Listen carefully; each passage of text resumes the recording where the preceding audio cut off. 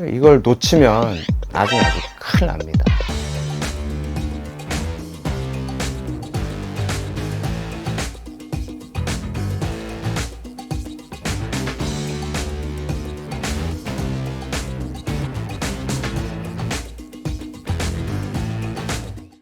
안녕하세요. 건강한 전립선을 위한 건전한 비뇨기과 김 교수입니다.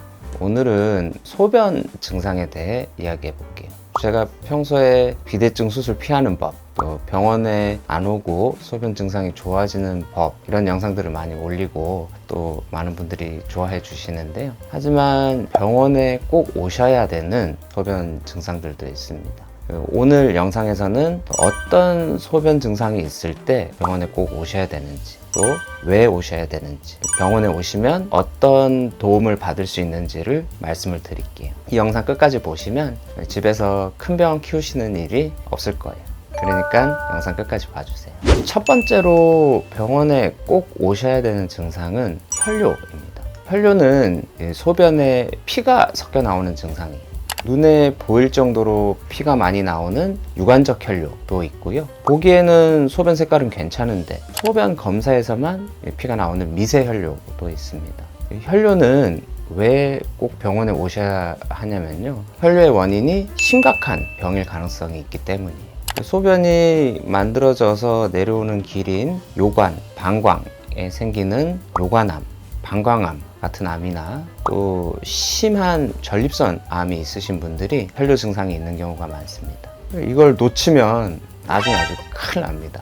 확률은 한 2에서 3% 정도로 그렇게 높지는 않지만 혈뇨가 언제부터 생겼는지, 얼마나 심한지 같은 증상만 가지고 암인지 아닌지를 전혀 알 수가 없기 때문에 한 번이라도 혈뇨가 있었으면 병원에 나와서 검사를 해보셔야 됩니다. 이럴 때 병원에 오시면 소변 정밀 검사, CT, 방광 내시경, PSA 검사 등을 하게 됩니다.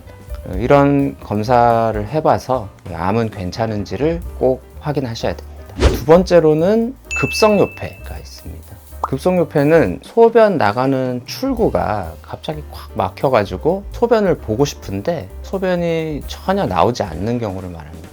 급성 요폐가 생기는 원인은 심한 전립선 비대증, 급성 전립선염 같이 소변 나가는 출구가 확 막히는 경우도 있고요. 뇌경색, 척수 손상 같은 문제로 방광 펌프 기능이 떨어져 가지고 생기는 경우도 있습니다.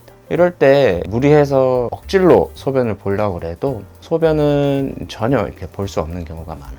또 이 방광이 소변을 보려고 너무 무리를 하면 방광이 오히려 처져 버려 가지고 펌프 기능이 더 떨어집니다. 이러면 나중에 회복이 더 어렵거든요.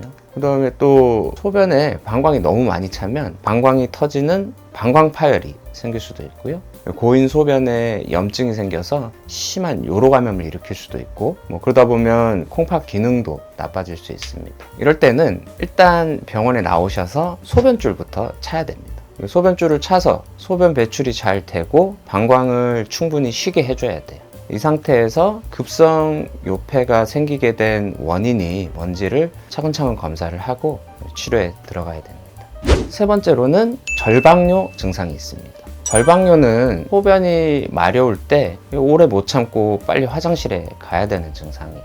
이게 심한 분들은 화장실에 도착하기 전에 소변을 옷에 지리는 분들도 있어요. 이런 절방뇨 증상은 본인이 집에서 노력을 해도 혼자서는 잘 좋아지기가 어렵습니다. 방광 기능이 소변을 잘 못 참는 상태로 바뀐 과민성 방광이 있는 분들은 병원에서 방광을 안정화시켜주는 약을 쓰시면 증상이 쉽게 좋아집니다. 또 남성분들은 전립선 비대증 증상이 심해도 이런 절방뇨가 옵니다. 전립선 비대증에 절방뇨 증상이 있는 분들은 증상이 좀 심한 편이라고 봐야 되고요. 어르신들 본인 소변 증상 가만 생각해 보시면 처음에는 소변이 좀 잘 안 나오고 끊어지고 답답한 그런 증상이 처음에 있다가요, 이런 문제를 치료를 안 하고 이제 오래 방치해 두면 시간이 지나면서 점점 소변이 급해집니다. 전립선 때문에 방광 기능이 나빠지기 시작했다는 뜻이 되고요. 이런 분들 중에 곧 급성요폐가 오는 분들이 많고 또 비대증 수술을 받으셔야 되는 분들도 많아요.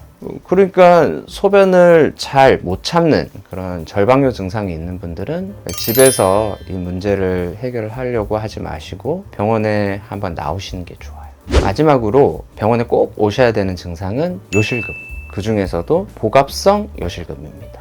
복압성 요실금은 기침하거나 무거운 거 들 때 이렇게 배에 압력이 올라가면 소변을 찔끔찔끔 흘리는 증상이에요. 주로 갱년기가 지난 여성분들이 이런 증상이 자주 있고요. 전립선암 수술을 받으신 남성분들도 일시적으로는 복압성 요실금이 생깁니다.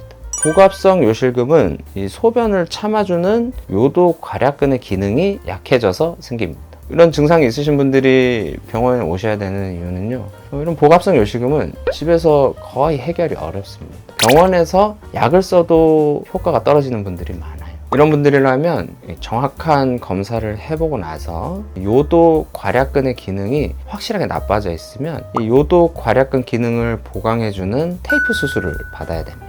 수술은 아주 간단한데 효과는 매우 좋은 편입니다. 이걸 집에서 끙끙대면서 고민하실 필요가 없어요.